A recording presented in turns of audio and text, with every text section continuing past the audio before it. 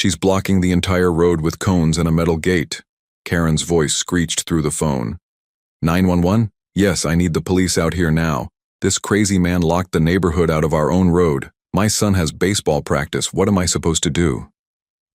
I watched from my porch, arms folded across my chest, heart pounding like a war drum. The metal gate she was yelling about? It was on my land. Land that I had generously allowed the neighborhood to pass through for years. But not anymore. Not after what they pulled. Karen paced in front of the new gate, her phone glued to her ear, the other hand flailing wildly.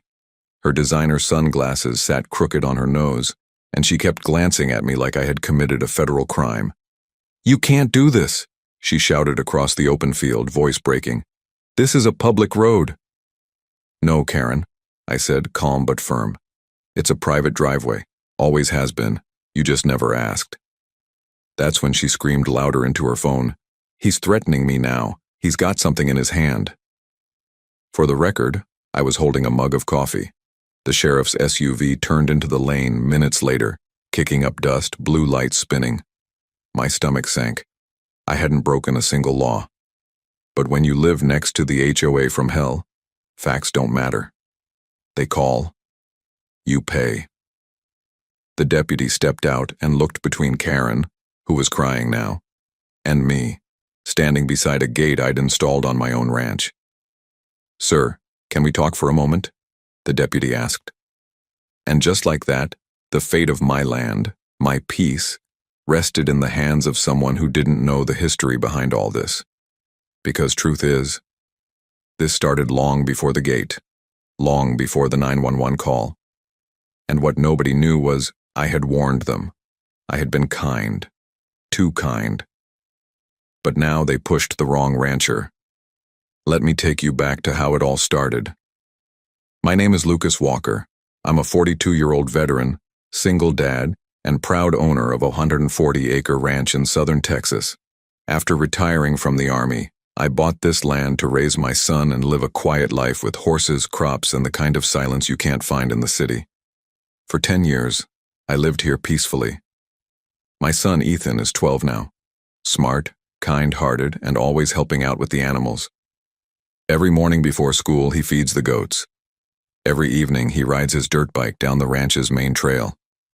Life was simple. Then came the Fairview Meadows HOA. See? My ranch lies right behind a newly built neighborhood. When the developers first approached me about selling a slice of my land for an access road, I politely declined. I didn't want traffic cutting through my peace and quiet.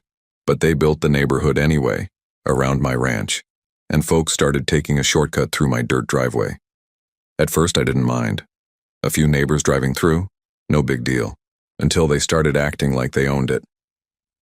One day I came home to find a group of HOA board members discussing repaving my dirt road. "We're thinking concrete," said one man with slicked back hair, "to match the rest of the community." "This isn't a community road," I replied. "It's my ranch driveway." Karen stepped forward. Her full name's Karen Bradford, president of the Fairview Meadows HOA. Blonde bob, pastel blouses, and a voice that could shatter glass. "Lucas, honey, the board has decided it's better for everyone. You can't keep us locked in the past." "I'm not in your HOA," I told her. "Well," she smiled thinly, "maybe you should be." From that moment, the kindness I had shown became their weapon. My driveway was suddenly expected to serve the whole neighborhood. Delivery vans, teenagers speeding, kids on scooters. I had to stop feeding the chickens near the road because someone almost ran over my rooster. I politely asked them to stop using it. They laughed. Then the letters came. Official-looking envelopes from the HOA demanding I maintain the road for community use. One even threatened me with fines. Fines. For not trimming the weeds beside the public access road. I mailed the letters back. That's when Karen got bold. One morning, I saw a construction crew digging a drainage trench along the side of my driveway. I stopped them. They handed me a permit. It was fake. When I called the county office, the man on the phone sighed. "You're the fourth rancher to call. That HOA pulls this stunt every time a new property touches theirs." I was furious. But instead of exploding, I wrote a letter. A real one. Certified, signed, and stamped. It read, "Effective immediately, my property will no longer be used for community passage. A gate will be installed within 7 days." The day I posted that notice at the entrance of the driveway, chaos erupted. Karen banged on my front door like she was kicking in the gates of a castle. "You can't do this. My son's school bus uses this road." "That's not my problem," I said, shutting the door. And just like that, the war began. Neighbors started yelling at me from their SUVs as they passed. I got nasty notes taped to my mailbox. Someone even dumped trash by my fence line. I didn't respond. I installed the gate. It was a tall black metal gate with a keypad lock camera and thick posts sunk 6 feet into the earth. I made sure it was legal. I checked the property lines. I consulted with the county office. Every step was documented. When the gate finally closed that first morning, it felt like I was breathing clean air for the first time in months. That same morning, Karen tried to drive through and ran straight into the closed gate. She called 911, and now, here we are. The deputy looked at me. "Sir, did you install this gate yourself?" "Yes." "Is it on your land?" "Yes," Karen interrupted. "He's lying. This road has always been ours." I watched the deputy's face. He was trying to stay neutral, but the sweat on his forehead said it all. He hadn't expected this kind of neighborhood meltdown. "All right," he said. "Let's just take a step back." But before he could finish, another car rolled up fast. It was Karen's husband. He slammed the brakes, jumped out, and pointed at me with a red face. "You better open that gate right now or we'll sue you into the ground." I didn't move. I didn't speak. Because what I was about to say next would change everything. To be continued. But first, where are you watching this from? Let me know in the comments. Have you ever had to deal with a neighborhood or HOA like this? And what would you do if someone tried to turn your private land into a public road? Let's meet the key people in this story. Lucas Walker. Me. Veteran rancher and a dad trying to protect his land. Ethan Walker. My 12-year-old son, smart and helpful with chores. Karen Bradford. HOA president, self-proclaimed neighborhood queen. Mark Bradford. Karen's husband, loud and aggressive. Deputy Raymond. The officer caught in the middle of the fight. Neighbors of Fairview Meadows, HOA members who believe the road is theirs. What happens next? Stick around. Things are just getting started. I looked straight at Karen's husband, Mark Bradford, as he stormed up to me, fists clenched like he was ready to swing. "I said open that gate," he yelled, his face turning redder with every word. The deputy quickly stepped between us. "Sir, you need to calm down." But Mark wouldn't. "He's locked us out of the neighborhood. My wife can't get to her appointments. My son can't get to school." I didn't flinch. "You have another exit, the main road. This driveway was just a shortcut." Karen shouted over the deputy's shoulder, "That's not the point. We've used this road for years. You can't just block it off like we're strangers." "I didn't block it off," I said quietly. "I reclaimed it. That's all." The deputy raised his hand to stop the yelling. "Everyone stop. Let me make something clear. If this road is on his property, and he's not part of your HOA, then legally, he has every right to install a gate." Karen gasped, like she'd been slapped. "You're taking his side?" "I'm taking the law's side, ma'am." Karen and Mark looked like their brains were melting. They couldn't believe the gate was legal. They'd been so used to getting their way, they thought the world had to revolve around their HOA rules. Mark glared at me one last time, then turned around and peeled off in his SUV. Karen stayed behind a moment longer, her voice shaky. "This isn't over, Lucas." "I know," I said. "I'm counting on it." And she left. Now you'd think that would be the end of it. Gates up, laws on my side. Peace at last, right? Wrong. That night I found fresh tire tracks on the back trail of my ranch. Someone had tried to find another way in. They didn't succeed, but it rattled me. I decided to do what any calm, thinking man would do. I added security cameras, real ones this time, not just fake decoys, and I wired them to motion alerts on my phone. If anyone so much as sneezed near that fence, I'd know. I thought I was finally ahead of the storm. But 2 days later, I got a call. It was Ethan's school. Apparently someone had called and reported that Ethan was riding his dirt bike, unsupervised and dangerously close to children. I stared at the phone.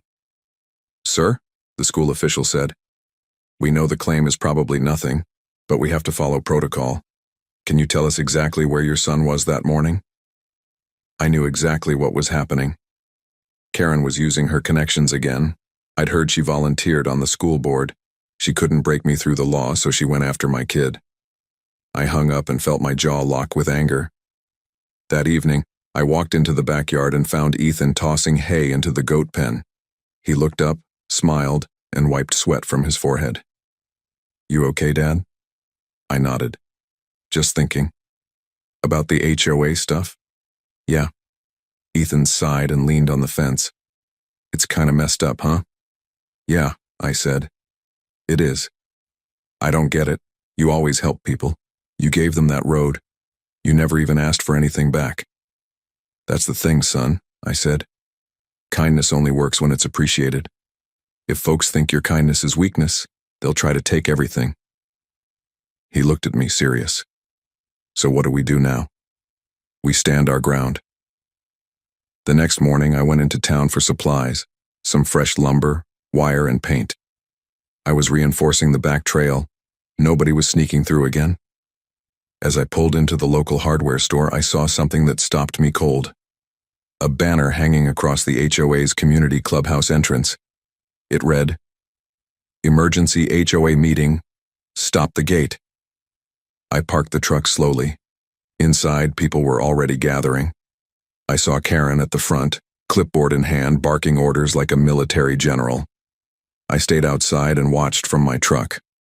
I didn't care about their little meetings. I had nothing to do with their neighborhood. Or so I thought. Later that afternoon, I got a notice taped to my front gate. "Dear Mr. Walker, this is an official demand from the Fairview Meadows Homeowners Association. You are requested to attend a mandatory resolution hearing regarding your unlawful blockade of community passage. Failure to comply will result in legal escalation." I almost laughed. Legal escalation? On land I'd owned before the HOA even existed? But I didn't laugh, because I knew what was really going on. They weren't fighting for a road. They were fighting to control me. That night, just before I turned off the porch light, I saw something strange. A white car pulled up just beyond the gate. The engine stayed running. Then the passenger window slowly rolled down, and someone threw something out. I grabbed my flashlight and hurried down the steps. When I reached the gate, I found a rock on the ground. Taped to it was a folded piece of paper. "You think you're smart. Just wait." I stood still, holding the rock, my mind racing. That was the moment I realized this wasn't a neighborly dispute anymore. This was war. And then, bang! A loud noise echoed from the back of the ranch. I froze. It sounded like someone had just cut through something metal. Was someone trying to break in? I grabbed my flashlight, jumped into my ATV, and sped off down the back trail. When I reached the far fence line, I saw it. The lock on the back gate had been cut, and someone had slipped inside. I turned off the engine. Silence. Darkness. Then, footsteps. Someone was on my property. I didn't move. I killed the flashlight and listened hard. The night was still. No crickets. No breeze. Just silence, and slow, shuffling footsteps in the dark brush near the goat pen. I reached under the seat of the ATV and pulled out my old military flashlight, heavy, steel, and bright as day. I flicked it on and shined the beam straight ahead. There, a figure froze mid-step near the broken gate. "Hey!"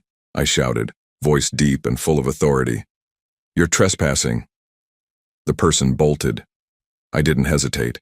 I threw the ATV in gear and tore across the field, bouncing over roots and mud. The figure ran toward the trees lining the creek, trying to disappear into the woods behind the ranch. I wasn't about to chase someone into the dark trees. I'm a rancher, not a rookie. But I stopped at the edge and shouted again. I've got cameras, and I've got your face. That part was only half true. The cameras didn't catch much in the dark, but it was enough to spook them. The rustling stopped. The figure vanished. Back at the gate, I examined the lock.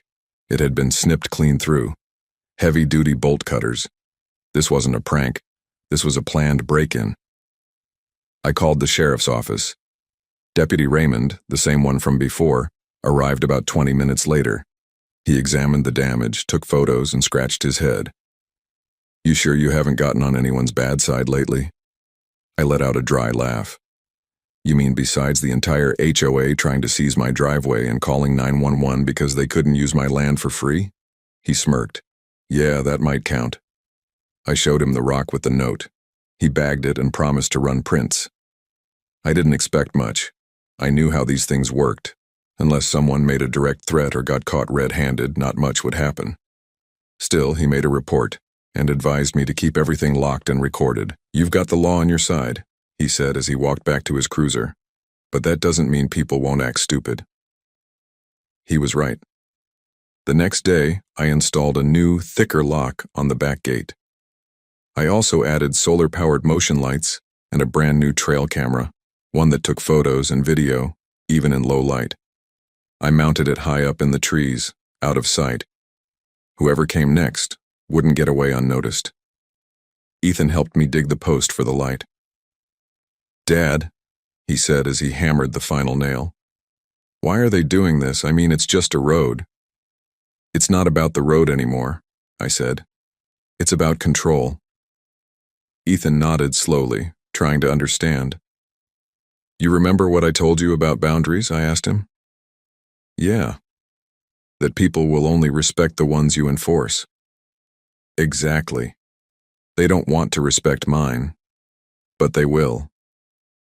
That evening, I decided to pay a visit to someone who knew Karen long before the HOA madness. Her name was Mrs. Diane Carter, an 82-year-old woman who used to live across from Karen before the neighborhood was built.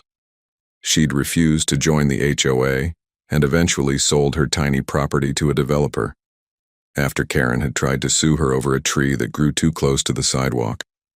I brought her some eggs and tomatoes from the ranch. Old folks like her deserved better than HOA letters. She smiled warmly when she opened the door. Lucas, I heard what's been happening. Come on in. Over tea, she told me about Karen's past, about how she used to run a parent group that forced other moms to bake for school fundraisers or risk being publicly shamed, how she once reported a neighbor to CPS over a barking dog, how she believed rules only worked if she made them. She doesn't hate you, Mrs. Carter said. She hates that she can't control you. She's turning the whole neighborhood against me, I said. Then let them turn, she replied. You don't need their approval, just your land and your peace. Her words stuck with me. On the way home, I felt a little calmer, a little more focused. But that night, my peace shattered again. At exactly 2:13 a.m., my phone buzzed with an alert. Camera. 2 motion detected. I opened the app. The grainy video showed a shadowy figure crouching by the front gate, spraying something. I zoomed in. Paint. Bright red paint. They were tagging the gate with graffiti. I rushed outside, but by the time I reached it, they were gone. The message on the gate read, "You don't belong here." Below it was a drawing of a pig. I stood there staring at it in disbelief. This was no longer a feud. It was personal. I cleaned the gate the next morning, but the paint had left a ghost mark no matter how hard I scrubbed. Ethan saw it. They really did this? Yeah, I said. They did. He stood silently for a moment, then said something I didn't expect. I think we should build a wall. I raised my eyebrow. A wall? Yeah, he said, serious. Like the gate, but bigger. A real ranch fence. Make it clear where our land starts and ends. So there's no more confusion. I smiled. Maybe he was right. So that's what we did. Over the next few days, we started building a proper fence line.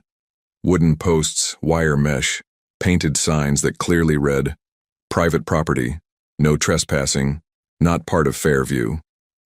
Meadows HOA. It was slow work, but it felt good, like taking back our space 1 inch at a time. Neighbors drove by and stared. Some honked, others rolled down their windows and cursed. I ignored them all. Then, on the 6th day of building, just after lunch, I saw it. A drone, buzzing above my fence line. It hovered like a mosquito over my backyard, zipping left and right. Someone was spying on me. I didn't even think. I grabbed Ethan's baseball bat and marched into the field. With one perfect swing, I smacked that drone out of the sky. It hit the ground with a satisfying crunch. Ethan stood beside me, eyes wide. "That was awesome," he said. We brought the drone inside and popped out the memory card. And what we found next nearly stopped my heart. On the card were dozens of videos, not just of my ranch, but inside my barn, through the windows, zoomed in on our faces. One video showed Ethan riding his bike. Another showed me fixing the tractor. I knew who it belonged to, and this time, I wasn't just calling the sheriff, I was calling my lawyer. Because now it was about safety, and I was going to strike back. I sat at the kitchen table, hands wrapped around a cup of coffee that had long gone cold. The drone lay in pieces on the counter, its cracked lens staring at me like an unblinking eye. Ethan sat across from me, unusually quiet, his shoulders tense. "I don't like this, Dad," he finally said. "They're watching us like we're criminals." I nodded. "I know, son. But now they've crossed the line. That wasn't surveillance. That was stalking." By 8 a.m., I was sitting in the law office of Jacob Price, a tough-as-nails attorney I'd served with in the military over a decade ago. He now specialized in land use law, and if there was anyone who knew how to hit back legally, it was Jake. He watched the drone footage in silence. Then he leaned back in his chair and let out a low whistle. "All right," he said. "They messed up. You think we can press charges?" Jake nodded. "Trespassing, harassment, privacy invasion, and if any of this footage shows your son in a compromising way, we're talking felony charges. I'll file a cease and desist within the hour and request a full restraining order against the HOA and anyone acting on their behalf." I let out a breath I hadn't realized I'd been holding. "Lucas," he added, "you're being targeted, and now we fight back, with the law." On my way back to the ranch, my phone buzzed. It was Ethan. "Dad, someone's at the gate. It's Karen. She brought the cops again." I floored it. When I got there, 2 police cars were parked just outside the gate. Karen was putting on a full performance, fake tears, waving her arms, pointing to the newly built fence and signs. "She's saying you assaulted her drone," one officer told me, clearly annoyed. I raised my brow. "Her drone entered my property. I knocked it down with a bat. If I flew a drone over her backyard while her son was outside, what would you call that?" The cop looked uncomfortable. I handed him a printed copy of the footage and said, "You might want to see what's on the memory card, and you'll also want to speak to my lawyer. He's filing charges today." Karen's expression changed instantly. "Wait, you're filing charges?" I smiled. "You should have stopped at the fake permits." The officer stepped away to make some calls while Karen stood in stunned silence. "You don't belong here, Lucas," she said under her breath. "You and your junkyard of a ranch. You're ruining the value of our neighborhood." I stepped forward calmly. "You're right," I said. "I don't belong in your HOA. That's why I bought outside of it. But here's the thing. This land, it's mine. Always has been. And every inch of it is protected by law, including the fence you're now trespassing against."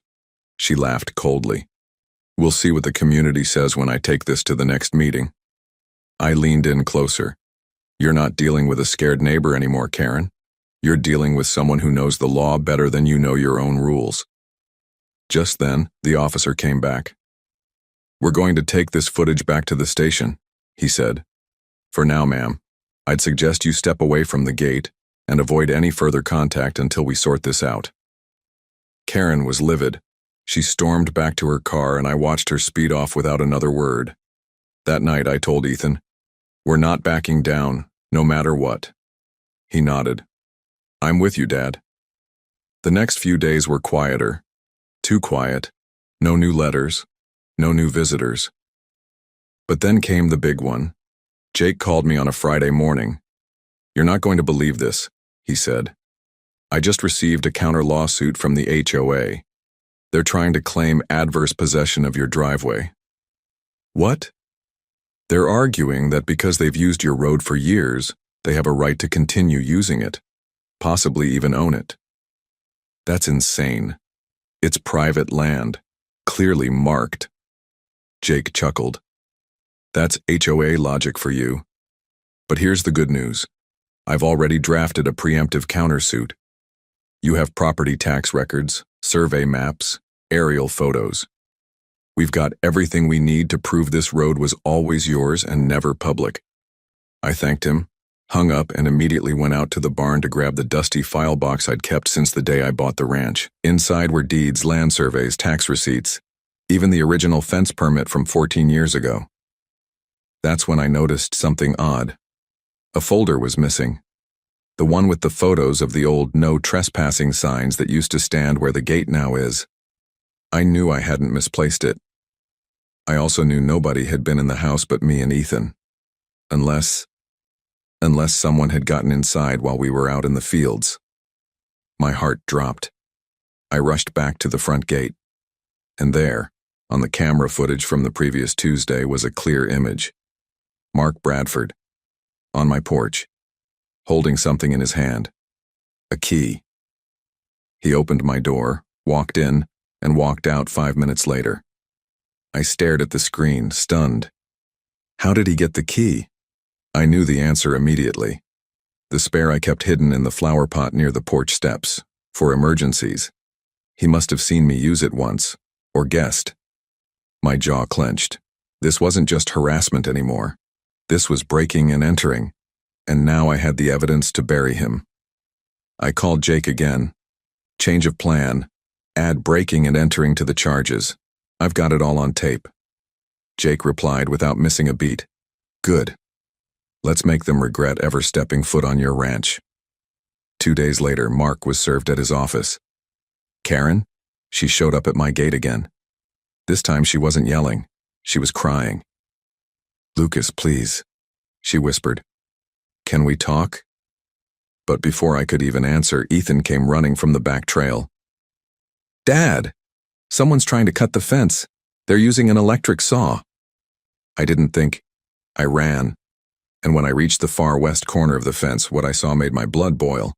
3 men in HOA shirts, one of them holding a power saw, cutting through my fence post like it was theirs. When they saw me, they froze. I lifted my phone and started recording. Keep going, I said calmly. This'll look great in court. One of them dropped the saw and ran. The other 2 just stared, and then one of them muttered, Karen said we could. That's when I realized this war wasn't just about me anymore. Karen had roped the whole HOA into her fight. And now, they were all going down with her. I didn't raise my voice. I didn't lunge at them. I just kept filming, steady and silent. Karen said we could, the man repeated, his voice barely a whisper now, like he was trying to convince himself more than me. You realize, I said calmly, you're trespassing and destroying private property. That's a felony.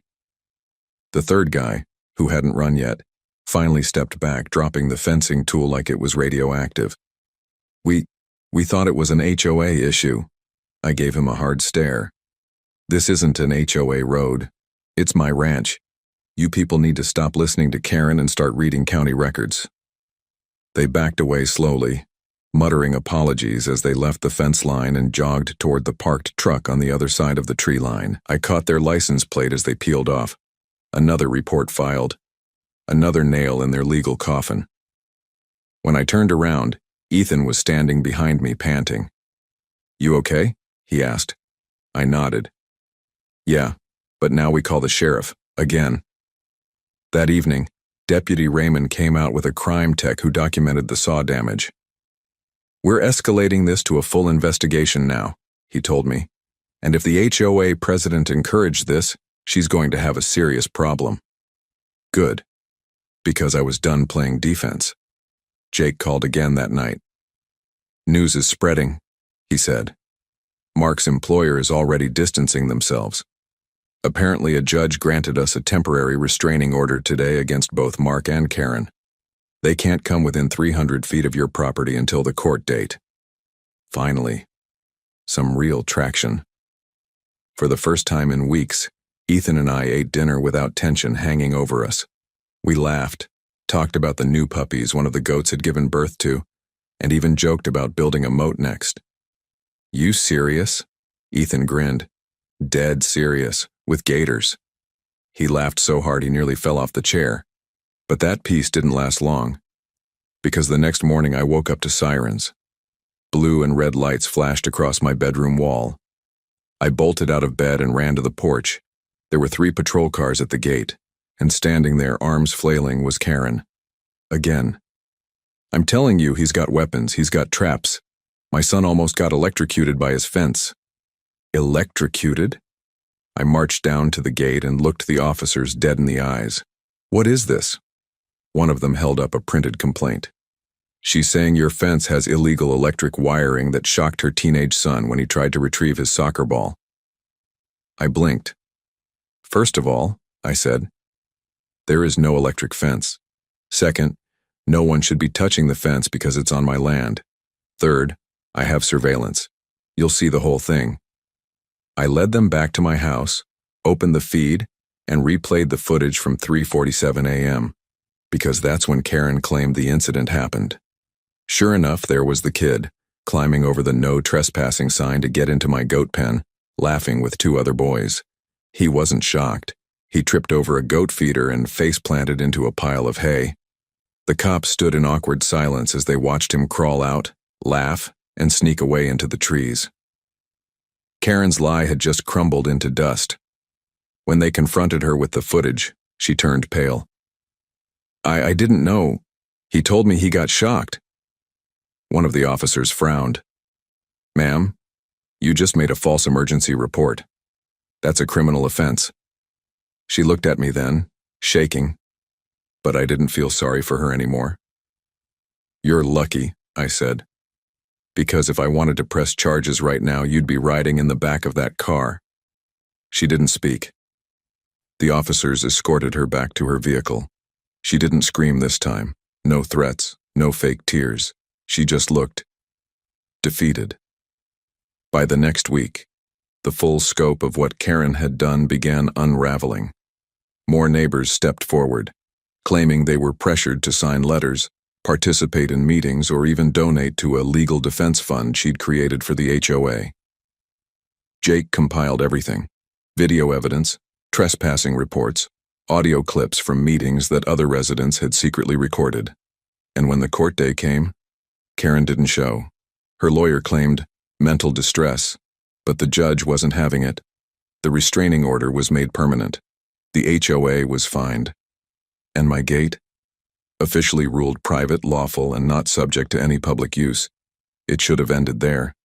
But it didn't. Because a week later, a certified letter showed up at my ranch. It wasn't from Karen. It was from the HOA board itself. Inside was a proposal, an offer. We're prepared to purchase a permanent easement across your property for $35,000, which would allow residents continued access through your driveway. Please consider this offer in good faith to preserve community relations. They still didn't get it. They thought it was about money. I shook my head, folded the letter back up, and tossed it in the fire pit out back. I didn't need their money. I needed my peace. But just when I thought it was over. That evening, Ethan called me from the barn. He was feeding the animals when he heard something strange, a whirring sound above his head. I ran outside, and there it was. Another drone. This one wasn't spying. It was dropping something. a small package wrapped in plastic. It landed on our barn roof. I climbed up, grabbed it, and tore it open. Inside was a note. "You may have won this time, but you can't watch everywhere." There was no signature, just a thumb drive taped to the back. I didn't plug it in. I drove straight to the sheriff's office and handed it over. Whatever this was, it wasn't a game anymore. Someone out there was obsessed, and they weren't done yet. The sheriff's tech team ran tests on the thumb drive overnight. By morning, I was sitting in a cold office across from Deputy Raymond again, the plastic evidence bag sitting untouched on the table between us. "It's a trap," he said. "The drive is loaded with ransomware. If you'd plugged it into your home computer, it would have locked down your files and demanded payment." My blood went cold. They were trying to hack me? Or worse, the deputy nodded. "We're escalating this to state cybercrime. This goes beyond Karen now." I stared at the evidence bag, heart pounding. For weeks, I thought I'd been dealing with petty HOA drama, overbearing rules, entitled neighbors, Karen's obsession with control. But this? This was targeted cybercrime. And it wasn't just about using my ranch as a road anymore. It was about power, control, revenge. Later that day, as I pulled back into the ranch, I noticed Ethan outside near the goat pen, standing by the fence line with a clipboard. He'd drawn out a basic map of the property. "What are you doing, bud?" I asked. He grinned. "Operation Watchtower." I raised a brow. "See," he said, "the cameras are great, but I was thinking we could add tall poles at every corner of the property and mount lights and extra cameras. Maybe even name them like old Western outposts." I laughed. "You planning to turn the ranch into Fort Knox?" He nodded. "Pretty much." And honestly, he wasn't wrong, because just 2 nights later, the security camera caught something again. Not a break-in, not a drone, a town meeting held just across the road in the community clubhouse. My camera could barely make out the words, but through the microphones I'd planted near the main trail, yeah, I'd gotten that paranoid. I heard everything. Karen wasn't present. She'd been ousted, but her right-hand man, a smug guy named Greg Palmer, vice president of the HOA, was running the show now. And his words made my skin crawl. "If we can't get the road, we make the land unlivable. Tie him up in county permits, noise complaints, accuse him of environmental code violations. We wear him down until he sells or caves." They all clapped. All of them. It was a strategy session for harassment. I downloaded the entire audio file and sent it straight to Jake. He called me back within the hour. "They just declared war in public on tape. This is golden." We filed an emergency injunction the next day against the HOA as a legal entity for organized harassment, defamation, and attempted cybercrime. Jake also drafted press releases, and I contacted 2 local news stations. By Friday, the story broke. HOA accused of harassment, cyber attacks on veteran rancher. I woke up Saturday morning to flashing cameras at the end of my gate, not patrol cars this time, but reporters. They weren't the only ones. Trucks lined the street outside Fairview Meadows. A dozen angry residents held signs. "Stop HOA abuse." I stand with Lucas. No one owns the road but him. Turns out, not everyone was on Karen and Greg's side. A group of longtime neighbors who'd been silently bullied for years were finally speaking up. Many had stories about forged signatures, secret fees, HOA funds being used for Karen's personal spa days. And just like that, the HOA began to crack. Ethan and I spent the weekend installing watchtower posts like he'd drawn. I let him name them. North Ridge sat near the old cattle gate. Goat Gulch overlooked the pens. Buzzard Point went up where the first drone had crashed. We even added solar lights and motion alarms. We weren't scared anymore. We were ready. By Monday, I got word that Greg Palmer had resigned from the HOA, and an emergency audit of the association's finances was underway. Karen? Gone. Rumor had it she moved in with her sister in another county. No one had seen her since the restraining order went permanent. But as quiet as things got, something still didn't sit right. That drone, that message, that thumb drive. They had Karen's name all over them, but I had a gut feeling. Someone else was involved. And I was right. Because on Tuesday, just after sunset, Ethan spotted someone near the old barn. Not near the fence line, not outside, inside. He called me over the radio. "Dad, there's a man in the barn. He's got something in his hand." I didn't wait. I rushed out, flashlight in one hand, shotgun in the other, unloaded but loud. "Who's there?" No answer. I swung the door open. Standing in the back corner was a thin, twitchy man with a laptop bag, wearing a Fairview Meadows maintenance uniform. He turned, startled, and bolted. I chased him halfway across the pasture before he tripped on a rope Ethan had strung up as a booby trap near Goat Gulch. He hit the ground hard. I flipped him over, shined my flashlight in his face, and recognized him. It was Brent, the HOA's IT contractor, the one who'd set up their community website, and probably their drones. I held the shotgun across his chest and said, "Talk. Now." And what he said next made my blood freeze. "It wasn't Karen." I blinked. "What?" "She was just a distraction. The whole easement thing, the HOA, it was just leverage. You've got something under your land they want." "What are you talking about?" "There's a developer," he whispered, eyes wide. "Big one.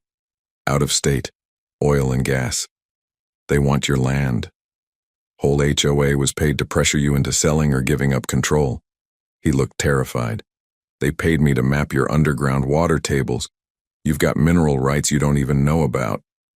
I stood up slowly, heart pounding. So that was the reason. This whole time, it wasn't just about the road. It wasn't just about Karen being petty. There was money at stake, and someone had just made the biggest mistake of their life. They messed with the wrong rancher. I called Deputy Raymond immediately. He arrived with 2 more officers and took Brent into custody without a struggle. Brent didn't ask for a lawyer. He didn't try to run again. He just kept muttering under his breath as they loaded him into the back of the cruiser. It wasn't supposed to go this far. They promised no one would get hurt. The look in Raymond's eyes said it all. This was bigger than any HOA feud. This was corporate. As the cruisers disappeared down the road, I turned to Ethan, who had been watching the whole thing from the porch steps. "You all right?" I asked. He nodded slowly. "Just can't believe it was about oil." I couldn't either. But that night I dug out every piece of paperwork I had from the land purchase: deeds, maps, water rights, old surveys. I never paid much attention to the small print in the mineral clause. The land was valuable to me for peace and family, but to them, it was a gold mine. By morning, Jake had arranged a meeting with a private investigator and a land rights attorney. The news had already reached online forums. "Veteran rancher discovers HOA harassment linked to shady developers" became a trending Reddit thread. My phone buzzed nonstop. Local journalists wanted follow-ups. Viewers were demanding updates. But I stayed quiet, because I wasn't done yet. The investigator, a woman named Tasha Hill, met me at the ranch the next afternoon. She'd already pulled records on Fairview Meadows. What she found was enough to fill a binder. The HOA's founding board members were backed by 2 shell companies, she said. One of those companies traces to a land developer in Houston. They specialize in friendly takeovers of rural properties. "They paid Karen and Greg?" I asked. She nodded. "And several others. But Karen got the biggest payout." Jake chimed in. "They were trying to grind you down until you either gave up or signed an easement. Once they had that, they could rezone your land for public access, then sell rights underneath it. Oil, gas, water." I was furious. "How do we stop them?" Tasha smiled. "You already did. The moment you installed that gate and started documenting everything, you made their job 10 times harder. Now that Brent talked, we've got enough to subpoena their bank records. If they tried to buy your land under pressure or fake HOA pretenses, that's racketeering." Jake leaned forward. "And racketeering is federal." 3 days later, I received a letter by courier. It was from Crescent Valley Development Group, the parent company behind the land grab. They weren't apologizing. They were offering $1.5 million for the ranch, all of it. The letter included words like amicable and timely acquisition and no further conflict. It was dressed up like a peace treaty, but I saw it for what it was, a bribe. I walked out to the porch, stood by the fire pit, and tossed the letter in. The flames took it in seconds. Ethan watched from the steps. "You're not even thinking about it?" I shook my head. "We didn't build all this for money, son. We built it for peace." He smiled. "Then we protect it." With Jake's help, we filed a federal case against Crescent Valley, the Fairview Meadows HOA, and everyone involved in the fraudulent campaign. Dozens of neighbors joined our side. Turns out many had been manipulated too. Karen had lied about signatures, misused funds, and even doctored vote counts. The HOA was suspended by the county within weeks. A few residents, real good folks, apologized in person. They brought pies, fences to fix, even offers to volunteer at the ranch. I accepted their help, not because I needed it, but because it was good to rebuild trust. Karen? She vanished. No one heard from her again after the charges dropped. Greg Palmer faced the court with no lawyer and was fined over $80,000 for his part in the illegal activities. His house was listed the next month. And Brent? He turned full whistleblower. His testimony helped expose a web of shady land deals across the state. But my favorite moment was the day the county mailed me a large official certificate. Private road, protected status granted.